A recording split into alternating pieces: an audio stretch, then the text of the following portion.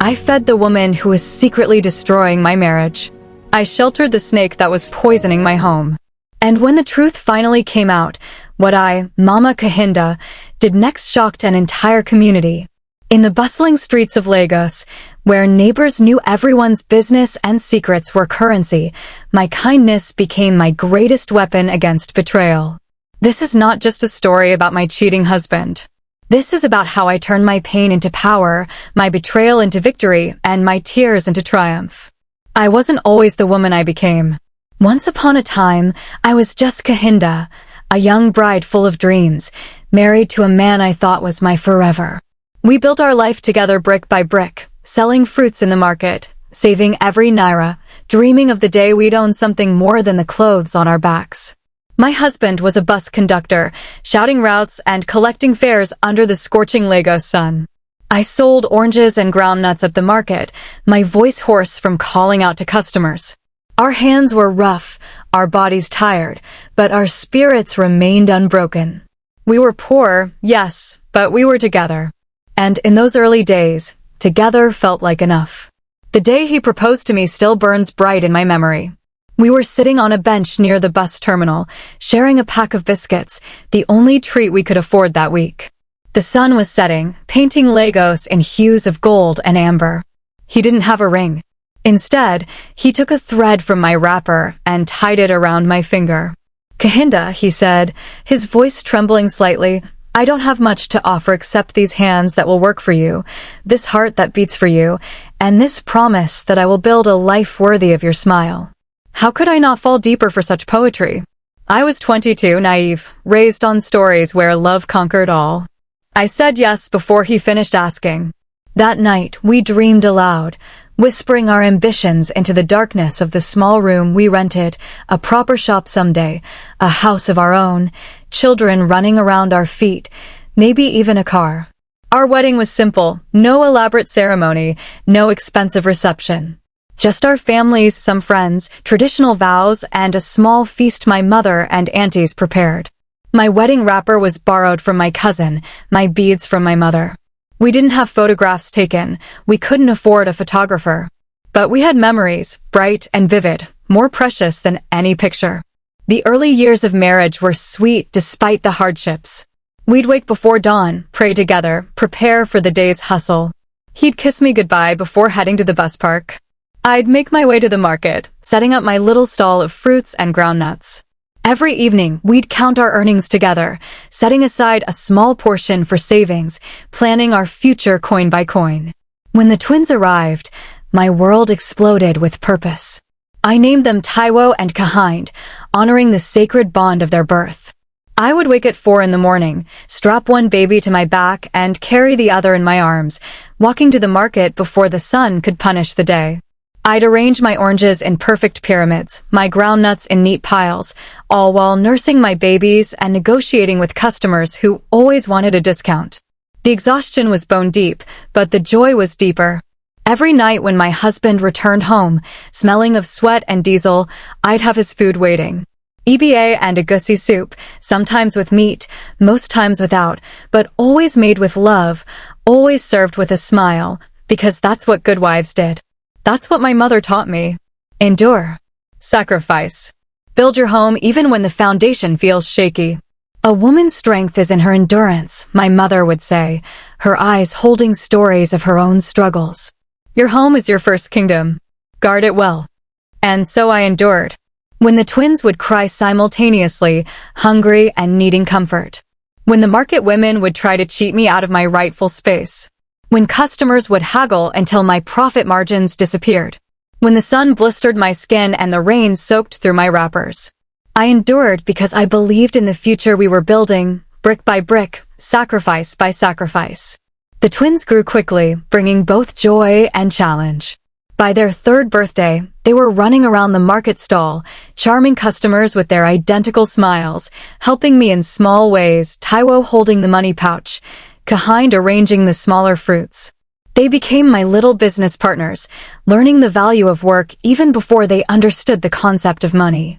My husband doted on them, bringing small treats whenever he could afford it, a candy split in two, a toy shared between them, stories from the streets of Lagos. On Sundays, our one day of rest, he'd take them to the field near our home, teaching them football moves he'd learned as a boy. I'd watch from the doorway, heart swelling with a happiness I never thought possible for a market woman from my humble beginnings.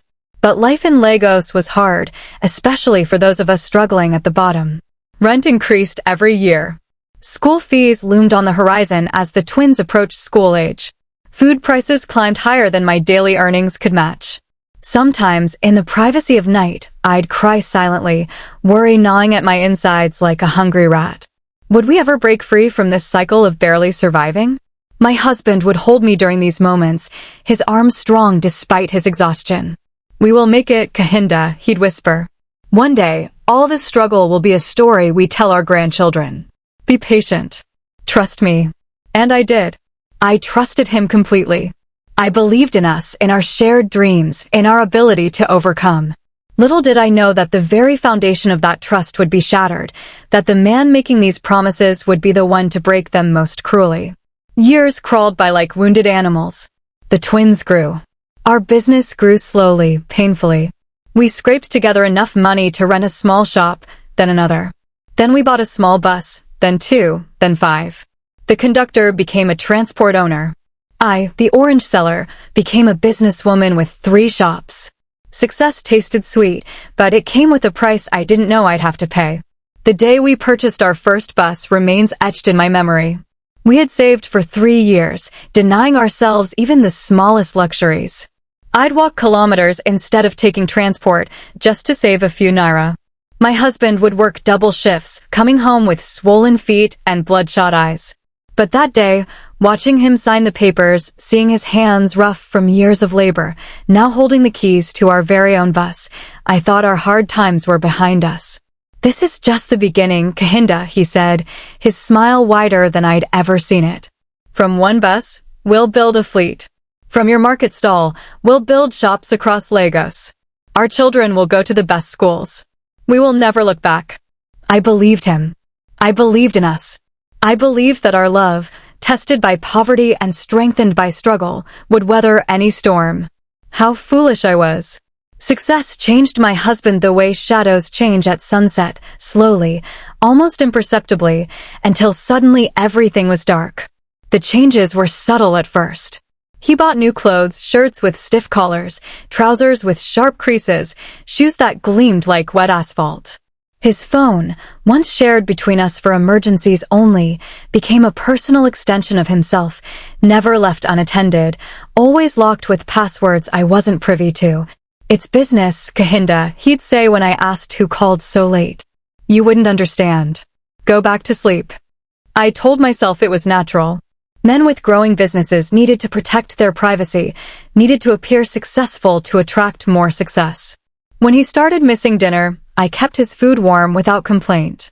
When he began staying out until the early hours, I pretended to be asleep when he crawled into bed, smelling of alcohol and something else, something floral and feminine that clung to his clothes like an accusation. By the time we had acquired our 3rd bus, and I had opened my 2nd shop, he had become a stranger who shared my bed, but not my life. His eyes, once warm when they looked at me, became distant, like he was looking through me rather than at me. Our conversations, once flowing like a river, became stunted, perfunctory exchanges about money and the twins' needs. But I told myself stories.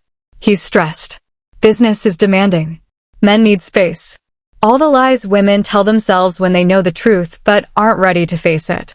The twins, now 7 years old, noticed the change in their father.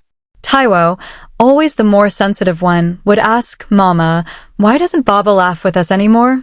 Kahind, more pragmatic even as a child, would simply watch his father with cautious eyes, as if studying a weather pattern he couldn't quite predict. I threw myself into expanding our businesses. If my husband was distancing himself emotionally, I would build financial security for myself and my children. I learned quickly, absorbing knowledge like a sponge, account keeping, inventory management, staff supervision. I expanded my fruit business into groceries, then household items. I kept meticulous records, understanding instinctively that knowledge is power, especially for a woman in a world where men make the rules. The business growth filled my days, but the nights remained hollow. My husband's absences became more frequent, his explanations more elaborate yet less convincing. I began to notice small withdrawals from our business accounts, amounts he couldn't explain when confronted. "Woman, must I account for every naira to you?" he'd snap. "Remember your place. This is still my house, my business." Those words, my house, my business, cut deeper than any physical blow. Had he forgotten our nights on that small mat, counting coins together? Had he forgotten how I carried our twins on my back while arranging fruits for sale? Had he forgotten that every brick in our growing empire had my sweat cemented in it just as much as his? One evening, after a particularly profitable day at my largest shop, I decided to surprise him at the bus depot where he supervised the day's takings. I bought his favorite food from the market woman near our home, pounded yam and a gussie soup rich with goat meat, a luxury we now could afford regularly. I dressed carefully in a wrapper he had once complimented, applied a little powder to my face, and even put on the gold earrings he had given me on our 10th anniversary. When I arrived at the depot, the security man, Baba Iko, who had known us since our struggling days, gave me a look of such pity that my heart immediately sank.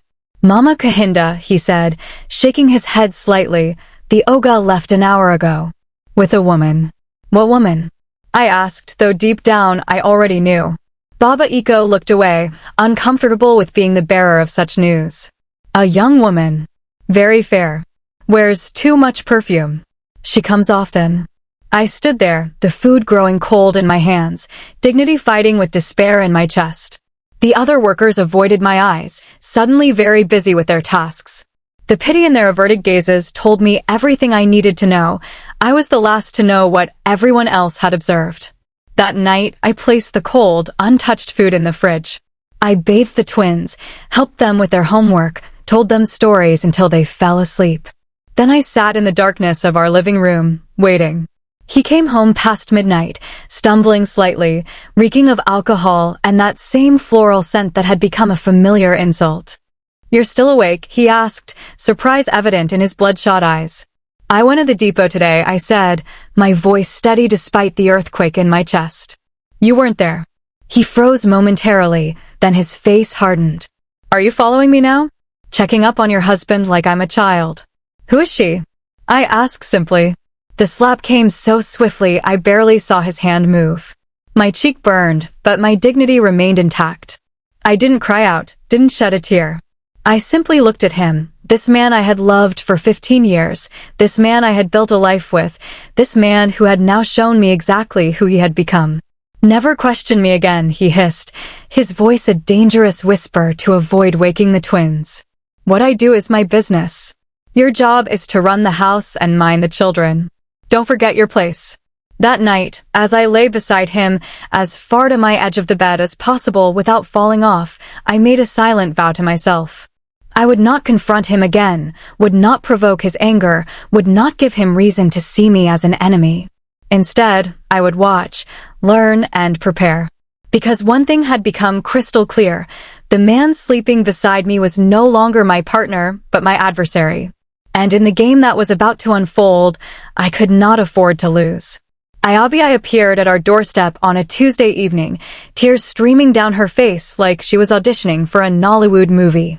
Her wrapper was faded, her slippers broken, her story heartbreaking. She'd just moved to Lagos from the village, she claimed. Her husband had died. She had twin boys to feed. No family, no money, nowhere to go. The twins had run to me, excited by the commotion at our gate. "Mama, there's a crying lady outside. She is twins like us." Taiwo shouted, always the first to bring news. I was preparing dinner, my hands deep in a bowl of pounded yam. My husband wasn't home yet, no surprise there. I wiped my hands on my apron and followed my children to the gate. The woman was beautiful in a raw, unsophisticated way. Her skin was the color of honey, her eyes large and expressive, swimming with perfectly timed tears. She knelt when she saw me, touching her forehead to the ground in exaggerated respect. "Please, Ma," she sobbed, "I have nowhere else to go." They said in the market that Mama Kahinda helps people. That you are kind, that you remember where you came from. My heart cracked open at the sight of her two boys, hiding behind her wrapper, their eyes wide with fear and hunger. Twins, just like mine. A mother struggling, just as I had struggled. A widow, just like I feared I might become with the way my husband was acting. Without hesitation, without suspicion, I opened my home. I saw myself in this woman's tears, never knowing I was staring into the face of my destroyer. "Come inside," I said, pushing the gate wider. "You and your children can stay in the room by the boys' quarters for now. Have you eaten today?" Her grateful smile should have warned me. It was too perfect, too rehearsed, like she had practiced it in front of a mirror until it achieved maximum effect. But I was blinded by my own compassion, by the familiar story she presented, a woman battling odds in a city that devoured the weak. I gave Iabi the room attached to our boys' quarters. I gave her food from my kitchen. I even gave her a job in one of my shops, paying her a salary that could feed her family. Her twins were close in age to mine, and soon all four boys were playing together in our compound, their laughter a soundtrack that masked the danger lurking beneath our roof. Iabi cried tears of gratitude. She knelt. She prayed for my prosperity. She called me savior, benefactor, angel. Every word was a blade hidden in a bouquet. The first time my husband met Iabi, I noticed something, a flicker, a silent recognition that passed between them. It was brief, so brief I convinced myself I'd imagined it. He seemed appropriately kind but distant, asking a few questions about her situation before retiring to our bedroom, claiming fatigue from a long day. That night, he made love to me for the first time in months. I was surprised, then touched, thinking perhaps my act of charity had reminded him of our early days, of the woman he'd fallen in love with. How wrong I was. I later realized it was guilt that drove him to my arms that night, guilt and perhaps a perverse excitement at having his mistress so close, just beyond our compound walls. What I didn't know then was that Iabi wasn't a stranger. She'd been sleeping with my husband for 2 years.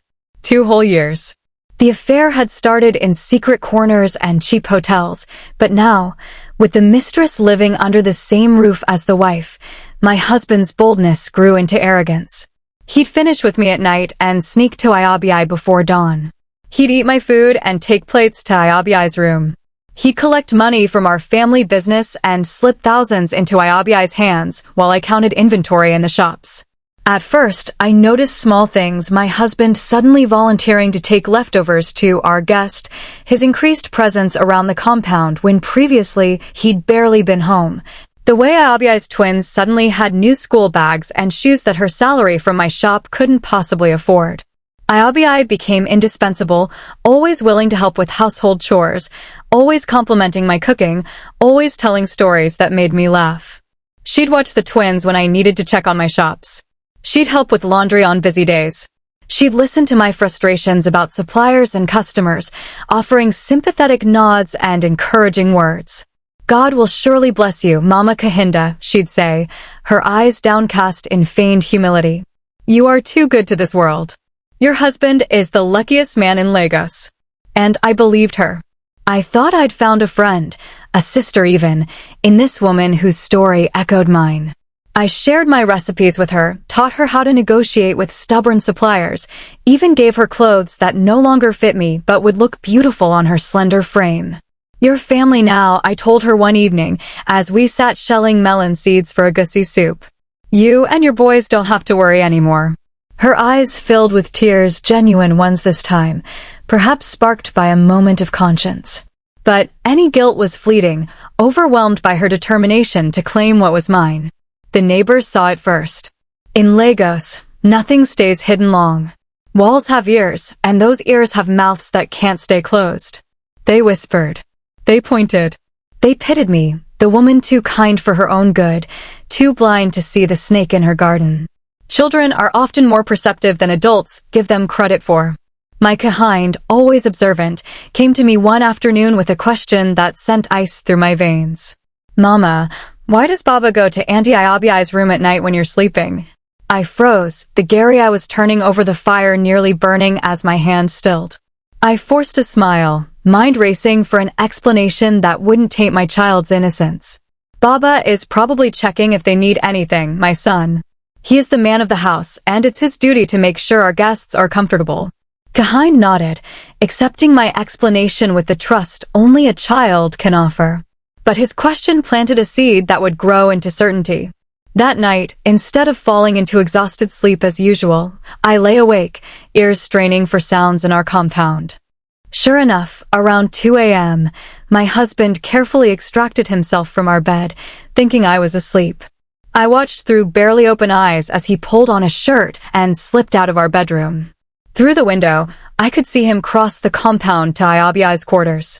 A soft knock, a door opening, a brief silhouette of a woman welcoming him inside, and then darkness. Something inside me hardened that night. The pain was excruciating, but within that pain, a new resolve was forming. I had been betrayed not just by my husband, but by a woman who had eaten my food, accepted my charity, embraced my friendship, all while stealing what I held most precious. The next morning, I served my husband his breakfast as usual. I smiled. I asked about his plans for the day. I packed lunch for the twins. Nothing in my demeanor betrayed the storm raging inside me or the plans beginning to form in my mind. As he left for the day, I called out, "Don't forget we need to sign those papers for the new bus registration this evening." He nodded absently, already thinking of other things of her, most likely. Little did he know that those papers would be the first step in a strategy that would change everything. One afternoon, Mama Tund, the woman who sold vegetables next to my largest shop, couldn't take it anymore. She pulled me aside, her voice low and urgent. "Mama Kahinda, I have something to tell you. It will pain you, but you need to know. That woman in your house, the one you're helping, she's eating more than your food. She's eating your marriage." The words hit like a slap. But my face remained calm. Too calm. Because deep down, in that place where women keep truths they're too afraid to examine, I already knew. I'd known for a while the lingering sense, the hushed phone calls, the way my husband looked at Iabiai when he thought no one was watching. But knowing and confronting are two different countries, separated by an ocean of fear. I looked at Mama Tun's concerned face, touched by her courage. It couldn't have been easy to be the messenger of such news. In our community, people often blame the bearer of bad tidings as much as the wrongdoer. "Thank you, my sister," I said, squeezing her hand. "Your eyes see clear where mine have been clouded." "What will you do?" she asked, worry creasing her forehead. "Will you throw her out? Confront your husband?" My brother's wife faced something similar, and when she confronted them, the husband beat her so badly she lost her front teeth. I shook my head, a plan already forming. "No, I will not confront anyone. Not yet. But you cannot just accept this humiliation." Mama Tund protested. "Your own husband sleeping with a woman eating your food, living on your property? It's an abomination." I smiled then, a smile that made Mama Tund step back slightly. It wasn't a smile of happiness or even acceptance. It was the smile of a predator who has just spotted vulnerable prey. I didn't say I was accepting it, I told her quietly. I said I won't confront them yet. There's a difference. From that day forward, I became a detective in my own home, gathering evidence like a lawyer preparing for the trial of her life. I noticed how my husband's shirts smelled of a perfume I didn't wear, cheap, overly sweet, exactly the kind I'd seen in Iabiai's room when I'd dropped off clean towels. I saw how Iabiai's twins suddenly had new shoes, new clothes, new toys that her salary couldn't afford. I heard the footsteps late at night, creaking from our main house to the boys' quarters. I began keeping a small notebook, hidden inside a bag of rice in the kitchen where I knew no one would look. In it, I documented dates, times, suspicious behaviors. When money disappeared from our joint account, business expenses, my husband claimed I noted the amount and date.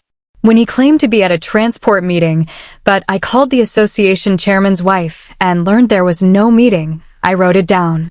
One night, I pretended to be asleep and watched through half-closed eyes as my husband slipped out of our bed at 2 a.m.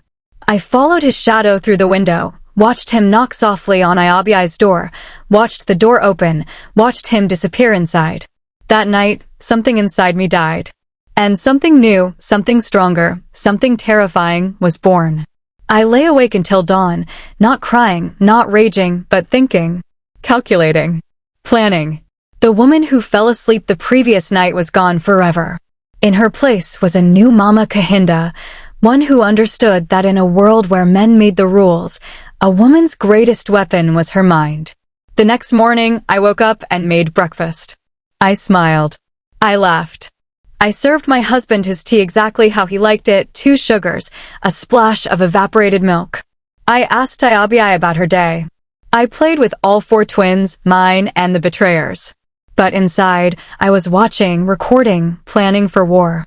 I knew that direct confrontation would only make me look like the crazy wife, the jealous woman, the bitter villain in my own story. I'd seen it happen to other women. They'd scream, fight, cry, and somehow end up being the ones blamed, the ones shamed, the ones abandoned. I would not follow that script. So I played a different game, a longer game, a smarter game. I started documenting everything methodically.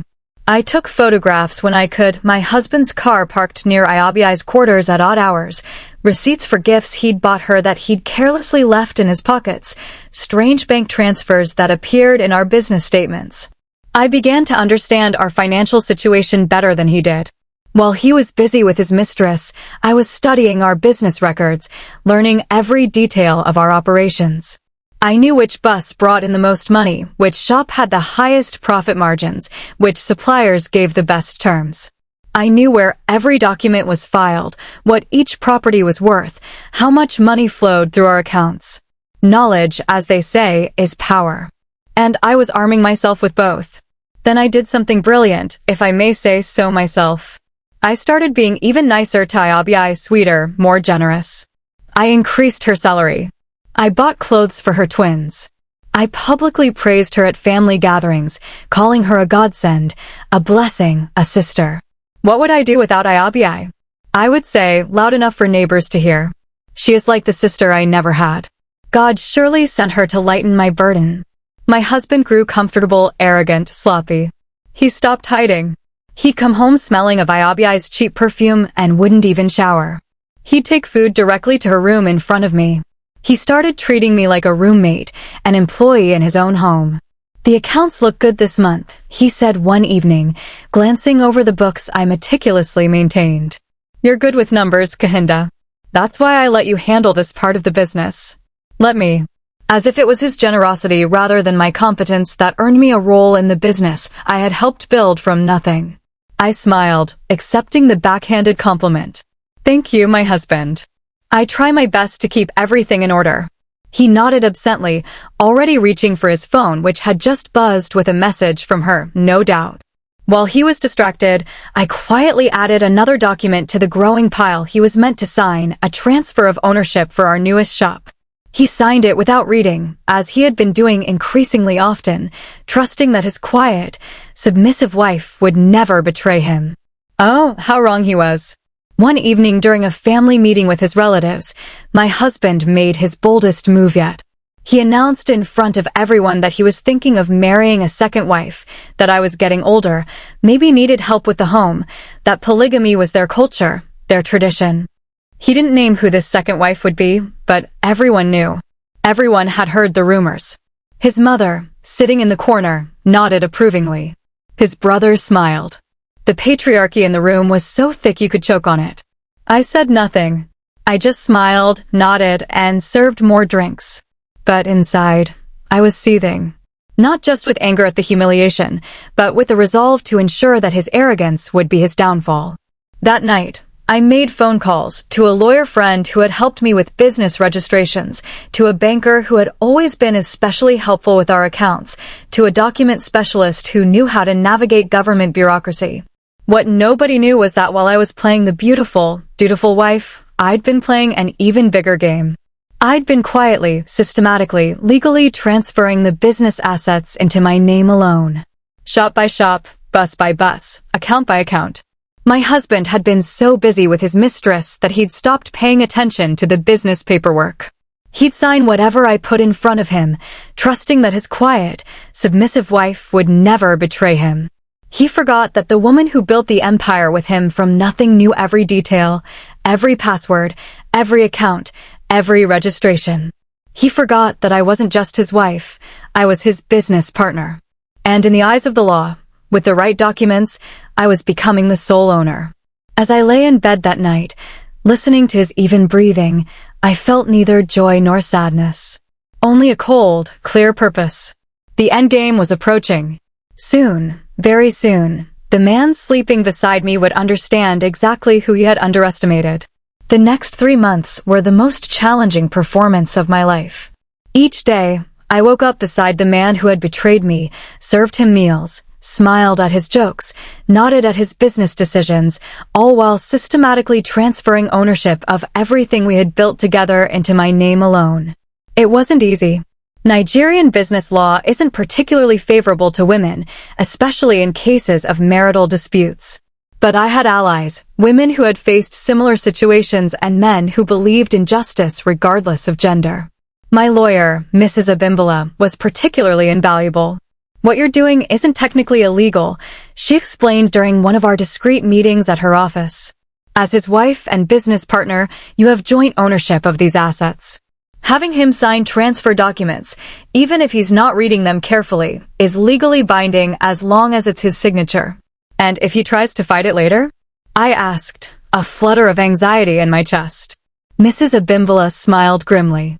"That's why we're documenting everything, the affair, the financial improprieties, his neglect of the business. In Nigeria, adultery may not legally dissolve a marriage, but it certainly influences property division, especially when combined with financial misconduct." I followed her advice meticulously. I gathered bank statements showing withdrawals that couldn't be accounted for in our business expenses, money that had undoubtedly gone to Iabia. I documented the times he neglected business matters for his affair. I even recorded conversations where he boasted about how he planned to bring Iabia into our home as a second wife, caring little for how it would affect me or our children. The most difficult part was maintaining the charade at home. I had to be careful not to arouse suspicion, to give no hint of my plans. This meant continuing to treat Iabia with kindness, even as each interaction felt like swallowing broken glass. "Auntie Iabia," my Taiwo asked one evening as we all sat eating dinner together, a twisted family tableau, "will you be staying with us forever?" The question hung in the air, heavy with implication. Iabia glanced at my husband, then at me, uncertainty flickering across her face. Before she could respond, I jumped in with a laugh that sounded natural even to my own ears. "Why not? Auntie Iabia and her boys have become part of our family, haven't they? There's always room for more love in this house." My husband looked pleased, misinterpreting my words as acceptance of what he planned. Iabia smiled gratefully, perhaps feeling a twinge of guilt that was quickly suppressed by her ambition. My twins seemed satisfied with the answer, returning to their meal without further questions. Only I knew the bitter irony of my statement. There was indeed room for more in this house, just not for those who betrayed me. As the weeks passed, I became bolder with the documents I slipped into the papers my husband signed. Transfer of ownership for our largest bus depot. Change of name on our most profitable shop's lease. New bank account authorizations that removed his access while maintaining mine. Each signature he carelessly scrawled brought me closer to securing my children's future and to delivering the justice he never saw coming. One particularly brazen evening, he returned home late, stumbling slightly from palm wine, his shirt bearing obvious lipstick stains. Instead of confronting him, I helped him undress, my hands gentle despite the rage burning inside me. "Before I continue, please hit the subscribe button." "You're a good woman, Kahinda," he slurred, patting my cheek clumsily. "Not like these young girls who only want money. You understand a man's needs without complaining." I smiled, biting back the venom that threatened to spill from my lips. "I have some papers for the new bus purchase," I said instead, pulling out a folder. "They need your signature before tomorrow." He signed without reading, his trust in my submission absolute. What he signed was actually the transfer of our family home into my name alone. The final piece fell into place when I secured a large business loan using our assets as collateral, a loan only I could access, one that would provide me with operating capital after the inevitable confrontation. My husband, focused on arranging his new marriage, didn't even notice the bank representatives who came to evaluate our properties or the paperwork that documented the transaction. 3 months after his announcement about taking a second wife, I was ready. Every significant asset we owned was legally in my name. Our business accounts were under my control. The home we'd built from our sweat and dreams was mine in the eyes of the law. I had evidence of his affair, his financial misconduct, his neglect of our children and business. The night before I planned to make my move, I stood in our bedroom watching him sleep. This man I had once loved with every fiber of my being, this man I had built a life with, this man who had betrayed me in the most intimate way possible. For a moment, doubt crept in. Was I being too harsh? Too calculating? Was there another way? Then I remembered the humiliation of having my husband announce his intention to marry his mistress in front of my community. I remembered the stolen kisses I had witnessed between them in corners of our compound. I remembered how they had laughed together, sharing jokes I wasn't privy to, creating a world from which I was excluded while living under my own roof. No, there was no other way. Some betrayals cut too deep for forgiveness without consequences. Some lessons could only be taught through loss. I slept peacefully that night for the first time in months, the calm that comes with certainty washing over me. Tomorrow, everything would change. Tomorrow, the quiet, submissive Kahinda would die, and Mama Kahinda, businesswoman, protector, avenger, would rise in her place. As dawn broke, I prepared for the day with special care. I chose a wrapper made from the finest Ankara cloth, one my husband had bought me in our happier days. I applied my makeup carefully, not too much, just enough to enhance my natural beauty. I arranged my hair in a style that spoke of dignity rather than fashion. Today was not about looking attractive, it was about commanding respect. I called a family meeting, a big one. I invited his parents, my parents, his siblings, the extended family, community elders, even the pastor from our church. I told them it was to formally announce an important family decision. Everyone assumed it would be the introduction of Iabi as a second wife. They were all so wrong. As I sent out the last invitation, a strange calm settled over me. There was no turning back now. In 24 hours, the life I had known would be over. But from its ashes, something new would rise, a woman who would never again be taken for granted, never again be betrayed without consequences, never again be a footnote in her own story. The stage was set. The actors were in place. Tomorrow, the final act would begin. And I, Mama Kahinda, would be the one writing the ending. The day of the family meeting dawned bright and clear, as if even the heavens approved of what I was about to do. I woke early, before anyone else in the household, and spent a moment in quiet prayer, not for forgiveness for what I planned, but for strength to see it through. I prepared a feast that would be remembered long after the words spoken that day had faded from memory. Jollof rice cooked to perfection, its aroma filling the compound. Egusi soup rich with meat and vegetables. Moin moin wrapped in leaves the traditional way. Pounded yam smooth as silk. Fried plantain, golden and sweet. It would be a meal worthy of the occasion, the last meal I would ever cook for my husband. As I worked, Iabi appeared in the kitchen doorway, dressed in her finest wrapper, gold earrings catching the morning light. She had applied makeup with a heavy hand, her lips too red, her eyebrows too dark, like a child playing dress-up. "Can I help you, Mama Kahinda?" she asked, her voice honey-sweet with fake deference. "There's so much to prepare for today's meeting." I smiled, the same smile I had perfected over months of deception. "No need, my sister. This is my joy to do. Today is special, after all." Her eyes lit up, misunderstanding my meaning entirely. "Yes, very special," she agreed, barely containing her excitement. "I've been praying for this day." "As have I replied truthfully. "As have I." By midday, our compound was filled with family and community members. Chairs had been arranged in a large semicircle in our front yard. Canopies provided shade from the unforgiving Lego sun. My husband moved through the crowd like a peacock, accepting congratulations from men who assumed they knew why we had gathered, sharing jokes, playing the role of the successful businessman about to expand his family. He hadn't bothered to discuss the meeting with me beforehand. He assumed I had organized it at his unspoken command, another example of his complete confidence in my submission to his will. This assumption would be his undoing. Iabi kept to the edges of the gathering, as tradition dictated for a woman not yet formally introduced to the family. But her eyes followed my husband hungrily, and occasionally they would exchange glances that spoke volumes about their shared anticipation. When everyone had arrived, when the food had been served and the initial pleasantries exchanged, it was time. My husband stood, preparing to address the gathering as the head of the household. But before he could speak, I rose to my feet. "Thank you all for coming," I said, my voice carrying clearly across the suddenly quiet compound. "I've called you here today as witnesses. Witnesses to betrayal, witnesses to deception, witnesses to the end of a lie." Confusion rippled through the crowd. My husband frowned, not yet comprehending that his script had been rewritten. I turned to face him directly, holding his gaze as I continued.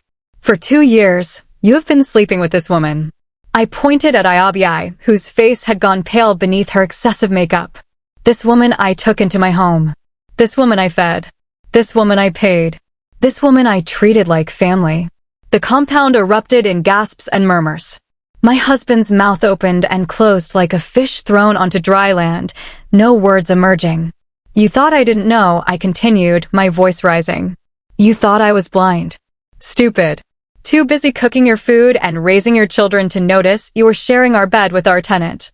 I reached beneath my chair and pulled out a folder thick with evidence, photos taken by neighbors showing him entering Iabi's quarters at night, bank statements highlighting unexplained withdrawals, hotel receipts found in his pockets, text messages I'd recovered from his phone while he slept. I laid them out one by one on a small table in the center of the gathering, like a prosecutor presenting exhibits in court. My husband tried to speak, to deny, to explain, but I raised my hand and silence fell like a guillotine. "I'm not done," I said, my voice ice cold.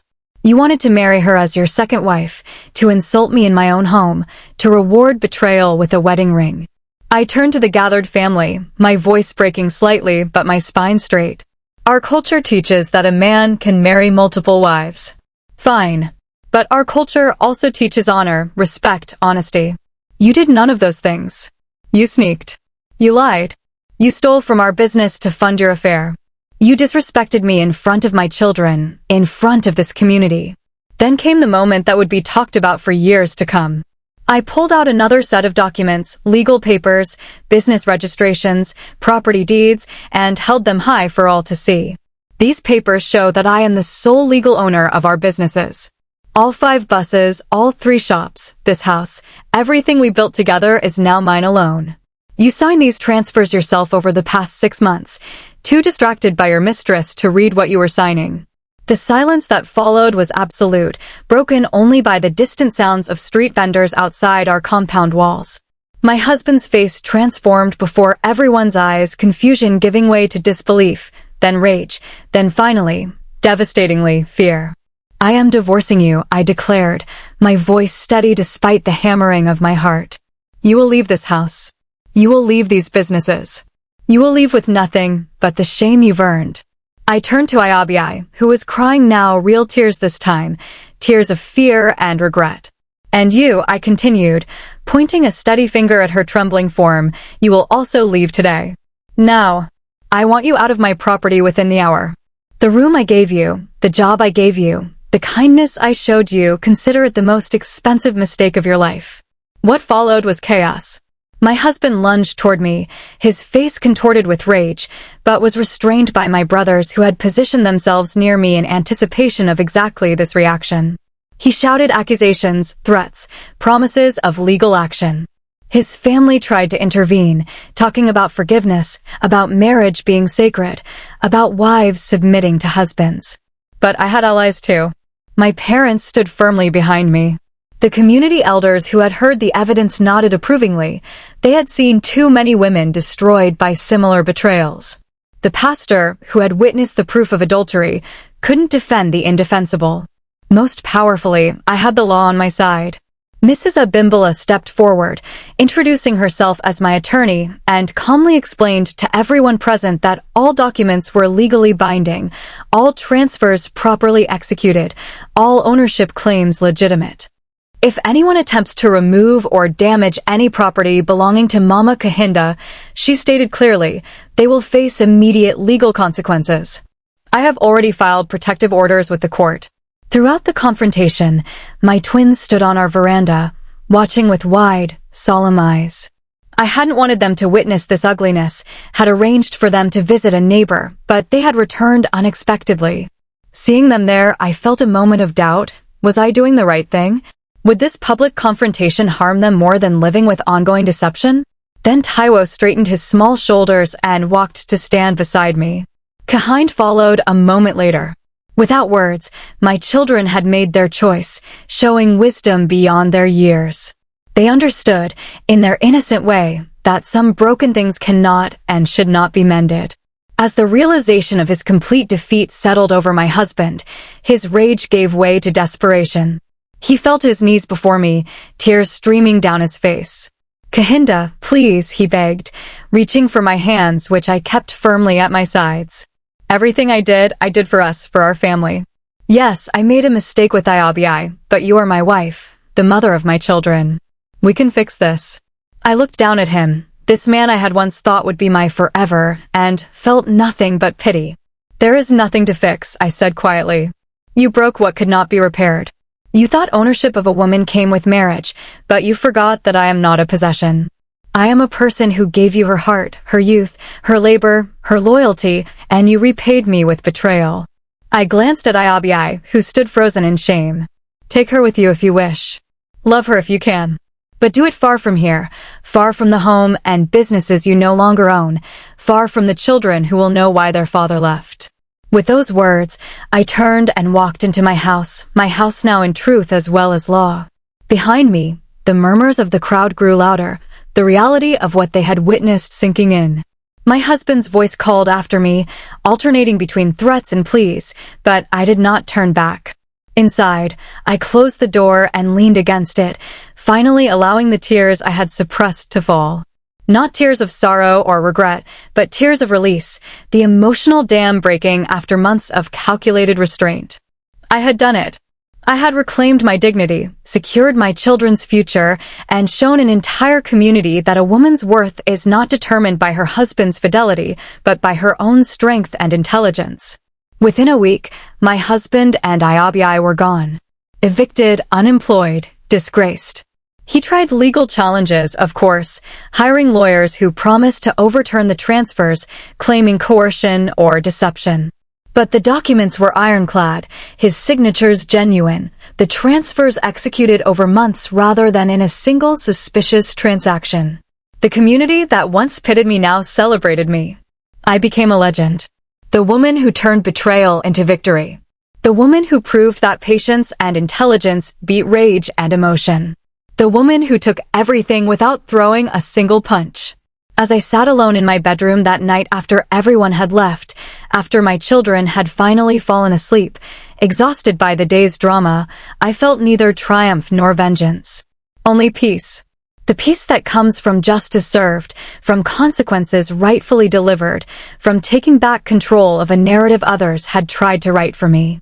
Tomorrow would bring new challenges, running the businesses alone, helping my children process their father's betrayal and departure, facing a community now watching me with new eyes.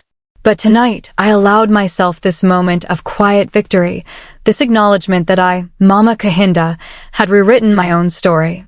The morning after the confrontation dawned with a strange stillness. For the first time in years, I woke to a house free of deception, free of the weight of betrayal that had pressed upon my chest like a stone. My husband was gone. Iabi was gone. What remained was the clean, sharp clarity of a new beginning.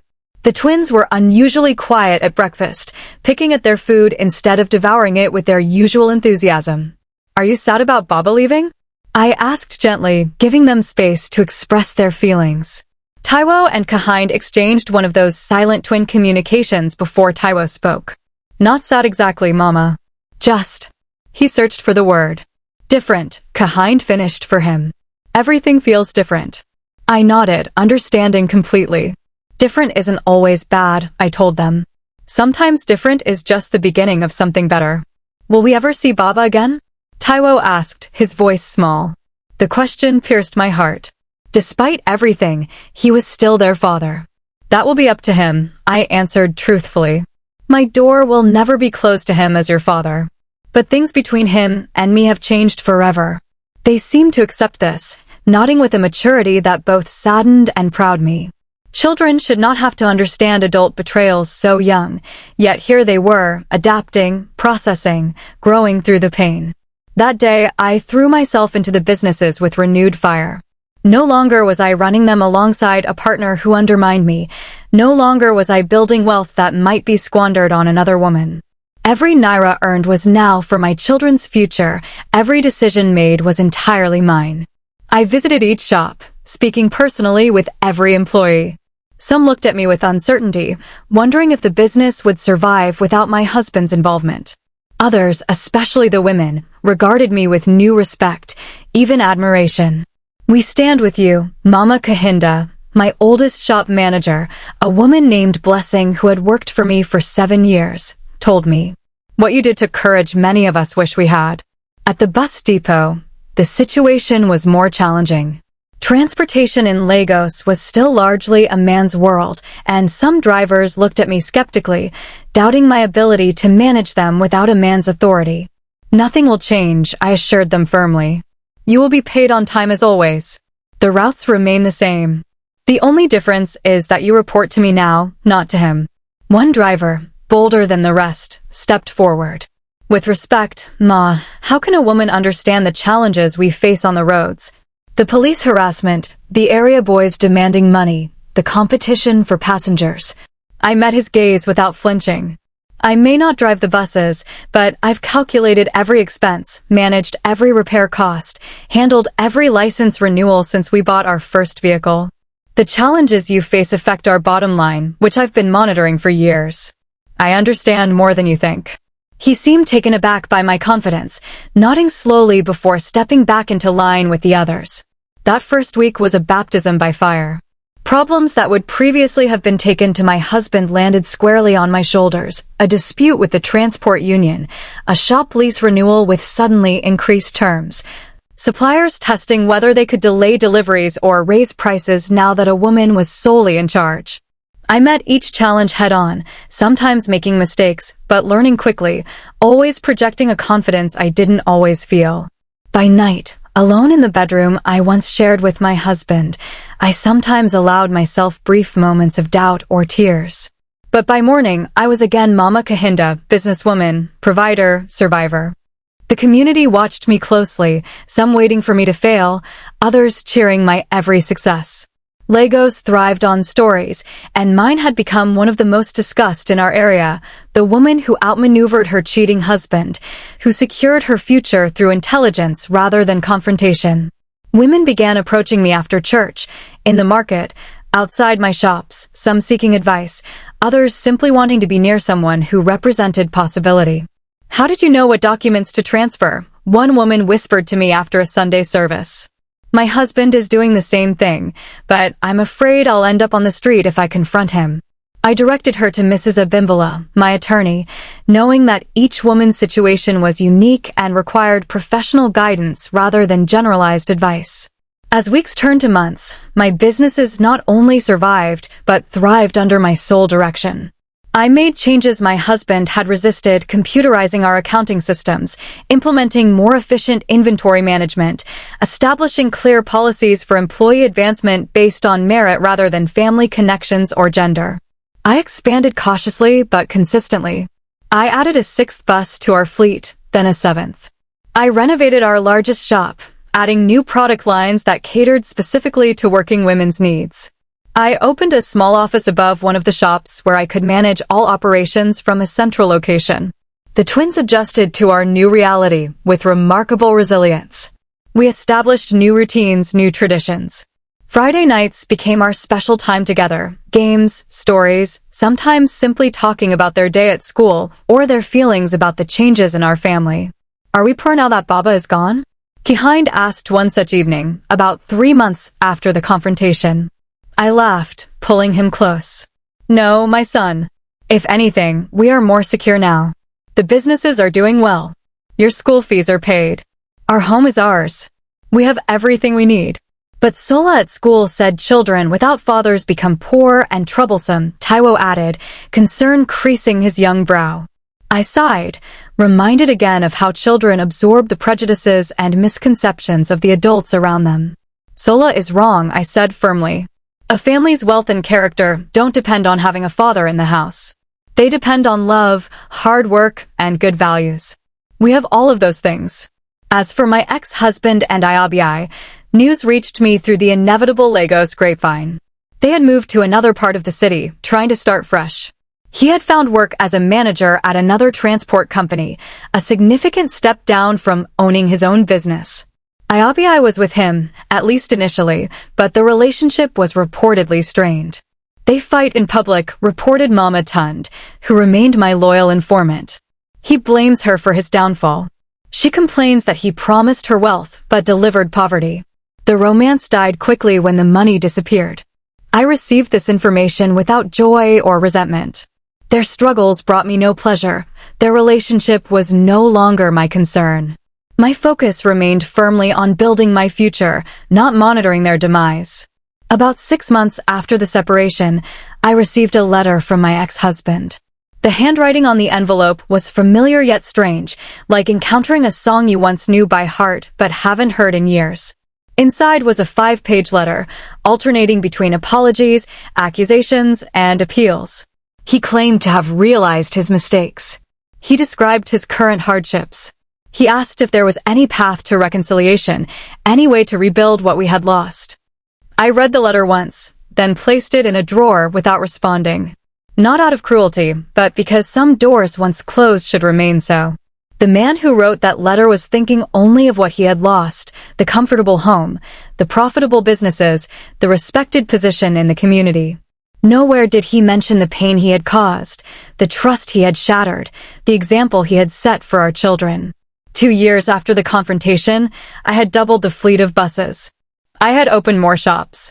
I had even started a small microfinance company, giving loans to other women trying to build businesses, women like I had once been, with dreams larger than their current circumstances. My twins, now 11 years old, watched their mother transform from a scorned wife into a business mogul. I taught them that strength isn't about never falling, it's about how you rise, how you rebuild, how you turn your pain into power. Mama, when I grow up, I want to be a lawyer like Auntie Abimbola, Taiwo announced one evening.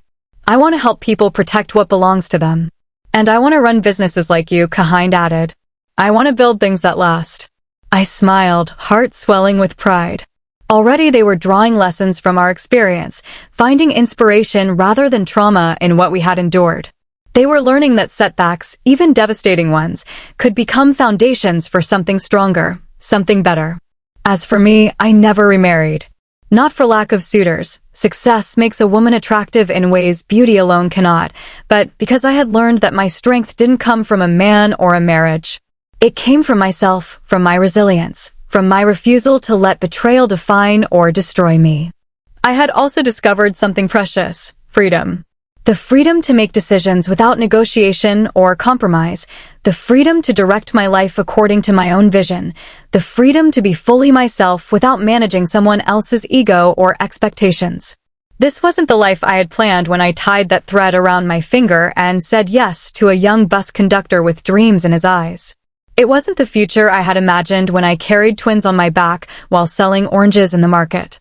But it was a life of my own making, a future built on my terms, and for that, I felt not just satisfaction but genuine joy.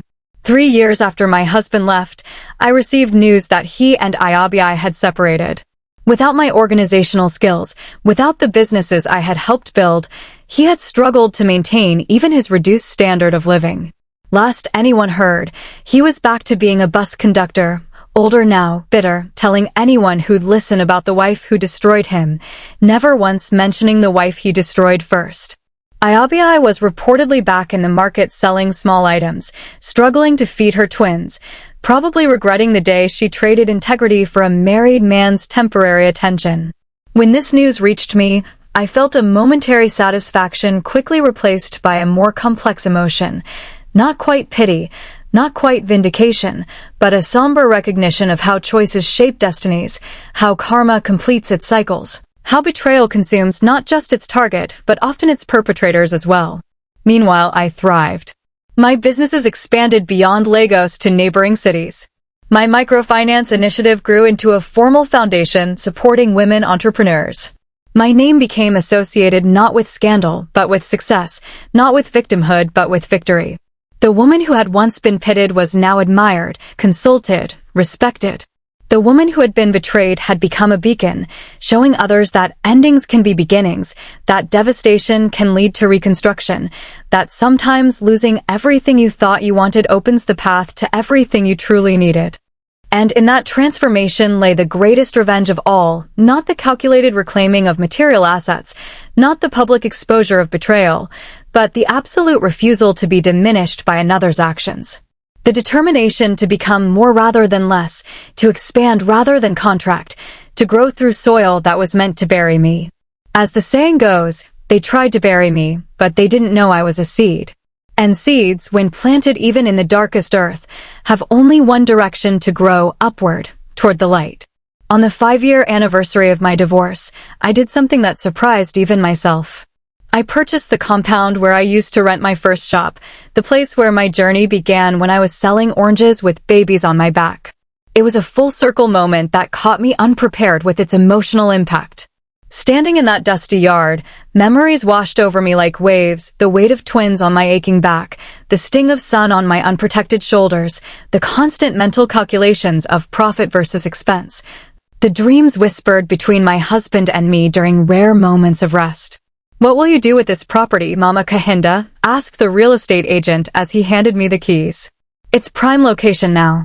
You could build luxury shops, maybe even a small plaza." I looked around, seeing not what was there but what could be. "I'm going to build a training center," I said, the idea crystallizing as I spoke it. A place where women can learn business skills, financial literacy, legal rights, everything I had to learn the hard way. The Rising Woman Center took 6 months to complete. I spared no expense, creating a facility with modern classrooms, a computer lab, a small library filled with business and legal resources, even a daycare where students could leave their children while attending classes. Above the entrance, I hung a plaque with words that had become my personal motto. She was buried, but they forgot she was a seed. The day we opened, women came from everywhere, single mothers, divorced women, widows, young girls with dreams, older women starting over. They came hesitantly at first, many doubting that such resources could really be available to them, especially at no cost. But they came, drawn by the possibility of transformation, of independence, of control over their own destinies. I hired the best instructors I could find, accountants to teach financial management, lawyers to explain legal protections, successful businesswomen to share practical knowledge, even a self-defense instructor who taught women how to protect their physical safety in a city that could be dangerous for those perceived as vulnerable. "Why are you doing this?" asked a young woman named Amaka during our first session. She was barely 20, already with a child on her hip and wariness in her eyes that spoke of trust betrayed. "What do you get from helping us?" It was a fair question, born of a world where generosity often came with hidden costs. I considered my answer carefully. When I was at my lowest point, I discovered that knowledge was my greatest weapon, I explained. Not anger, not vengeance, but understanding business, understanding law, understanding my own worth. I'm doing this because every woman deserves access to that power. The center quickly became more than just a training facility. It evolved into a community, a support network, a safe haven where women could share their stories without judgment, seek advice without shame, celebrate their successes without apology. We expanded our offerings based on the needs we observed, classes on negotiating with difficult suppliers, workshops on balancing business and family, seminars on scaling from microenterprise to formal company. We established a small fund that provided startup capital for the most promising business plans developed by our students. Every year on the anniversary of that family meeting where I revealed everything, I held a celebration at the center. Not a bitter remembrance, but a joyful commemoration of rebirth. Women shared their stories. They cried. They laughed. They strategized. They healed. At our fifth such celebration, a woman approached me, older than most of our students, elegantly dressed, but with a hesitation in her step that suggested she wasn't entirely comfortable in our space. "Mama Kahinda," she said, extending her hand formally. "I've heard about you for years, but never had the courage to come until today." I recognized her immediately, though we had never formally met. My ex-husband's mother, the woman who had nodded approvingly when he announced his intention to take Iabi as a second wife. "You are welcome here," I said simply, taking her hand. "Everyone is." Her eyes filled with tears. "I was wrong," she said, her voice barely above a whisper. "About you. About my son. About what makes a marriage and a family strong. I was so wrong." I led her to a quiet corner where we could talk privately, away from the celebration continuing around us. She told me how she had watched her son's decline after our separation, his inability to maintain even the reduced position he had found, his descent back into being a bus conductor, his growing bitterness and alcohol dependency. He was raised to believe that as a man, he was entitled to whatever he wanted, she said, regret etching deep lines around her mouth. I encouraged that belief. I told him that taking a second wife was his right, that your objection was disrespectful. I was raised to think that a woman's value was in her submission, her acceptance of whatever treatment her husband deemed appropriate. She looked around the center, at the women engaged in animated discussions about business strategies, at the wall of success stories where photographs showed graduates with their own shops, market stalls, service businesses. "But look at what you've built," she continued, awe in her voice. "Look at what these women are becoming. This is real power, real respect, real value. Not what we were taught."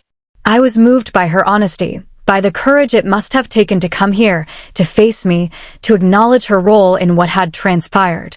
"It's never too late to learn new truths," I told her gently. "Many of our students are women your age who are starting over, reimagining what their remaining years might be." She nodded, a new resolve visibly forming. "My son is lost to his own choices. But perhaps I can still find my way to something better, something more true." She enrolled in our basic business course the following week. 6 months later, she opened a small catering service specializing in traditional Nigerian dishes prepared with healthier methods. A year after that, she was employing 3 other women and mentoring new students at the center. My twins, now teenagers, developed their own relationships with the center. Taiwo, still determined to become a lawyer, volunteered with our legal rights workshops, absorbing knowledge like a sponge. Kahind helped with our accounting classes, showing an aptitude for numbers that matched my own. "You've created a legacy, Mama," Taiwo observed one evening as we closed up the center together. "Not just for us, but for hundreds of women." "Thousands," Kahind corrected, always precise with his figures. "If you count all the graduates and their families who benefit from their improved circumstances, it's thousands." I smiled, heartful. This was indeed a legacy far beyond what I could have imagined when I was a young bride dreaming of simple security, or even when I was a betrayed wife plotting to reclaim what was rightfully mine. The center's reputation spread beyond Lagos, beyond Nigeria. Women from neighboring countries began making pilgrimages to learn our methods, to replicate our model in their own communities. I was invited to speak at conferences, to consult with women's organizations, to advise on economic empowerment initiatives. International recognition brought its own challenges and opportunities. A European foundation offered substantial funding to expand our programs. An American university proposed a partnership for research on women's economic advancement in West Africa. A documentary filmmaker wanted to tell our story, my story, as an inspiration for women worldwide. I approached these opportunities with the same careful consideration I had applied to my businesses. Some I accepted, others I declined, always guided by the question, will this truly serve the women we are here to help? Occasionally, news of my ex-husband would reach me. His decline had continued, accelerated by bitterness and alcohol. When I heard he had been hospitalized after a traffic accident, I anonymously arranged for his medical bills to be paid. Not from lingering affection, but from the simple human compassion that I refused to let betrayal extinguish in me. Iabi's path had been different. After struggling for several years, She had eventually found her way to the Rising Woman Center, not knowing it was mine until she arrived for orientation. She had tried to leave immediately, shame and fear evident in her face. "Please," she had begged when I approached her, "I didn't know this was your place." "I'll go. I don't want trouble." "There is no trouble here," I had told her. "Only opportunity. If you're ready to build something for yourself and your children, you're welcome like any other woman." She had looked at me with disbelief, then with tears of genuine gratitude, so different from the calculated performances of our past. "Why would you help me after what I did?" "This center isn't about the past," I explained. "It's about the future. Every woman deserves the chance to create her own." She became one of our most dedicated students, eventually starting a small tailoring business that supported her twins, now teenagers themselves. Our relationship remained professionally cordial rather than personal. Some bridges, once burned, cannot be fully rebuilt. But I found unexpected peace in witnessing her transformation from someone who sought security through deception to someone creating it through her own honest efforts. 10 years after my divorce, Lagos barely resembled the city where I had once sold oranges with twins strapped to my back. Development had accelerated, technology had transformed even the most traditional businesses, new challenges and opportunities presented themselves daily. I had grown too, evolved beyond being defined by either my marriage or its dissolution. Mama Kahinda was now a name associated with business acumen, with women's empowerment, with resilience and strategic thinking. The betrayal that had once threatened to destroy me had become merely a chapter in a much larger story, a pivotal one, certainly, but not the defining one. My children were preparing for university. Taiwo accepted to law school, Kahin to business school. They had grown into young adults of extraordinary character, neither damaged by their father's betrayal nor limited by his absence. Instead, they had witnessed firsthand the power of resilience, the value of integrity, the possibility of rebuilding from devastation. "You know what I remember most from when Baba left?" Taiwo asked me one evening as we sat on our veranda, enjoying the rare cool breeze of a Lagos evening. Not the confrontation itself, dramatic as it was. "What I remember is the next morning, how you got up and made us breakfast like normal, how you reassured us that we would be okay. You didn't fall apart," Kahind added. "You didn't become bitter. You just kept building." That taught us more than any lecture could have. Their observations brought tears to my eyes, not the bitter tears of remembered pain, but the sweet tears of recognition that suffering transmuted into strength can become a gift passed to the next generation. Today, if you go to that part of Lagos, everyone knows Mama Kahinda, not as the woman who was cheated on, not as the victim, but as the woman who rebuilt her life. The woman who proved that the best revenge isn't anger, it's success. The woman who showed that sometimes the person who hurt you the most gives you the greatest motivation to become the person they never thought you could be. My story spread beyond Lagos, beyond Nigeria. Women from all over started calling me, writing to me, asking for advice. "How did you find the strength? How did you plan so perfectly? How did you walk away with everything?" And my answer was always the same. I didn't walk away with everything. I walked away with what I built, what was always mine. He thought he owned me because I was his wife.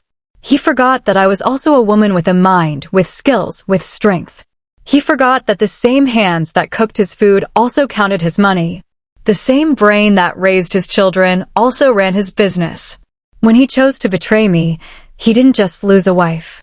He lost his partner, his co-founder, his backbone. And that's not revenge, that's just consequences. The Rising Woman Center continues to grow, to evolve, to serve. Women arrive daily with stories of betrayal, of struggle, of dreams deferred but not abandoned. They leave with skills, with confidence, with connections to a community that supports rather than undermines them. And I, Mama Kahinda, continue to rise as well. Not despite being buried by betrayal, but because of it. For that is the nature of seeds. They require the darkness of being covered, the pressure of earth above them, to crack open their protective shells and reach toward the light. In the end, this is not just a story about a woman scorned.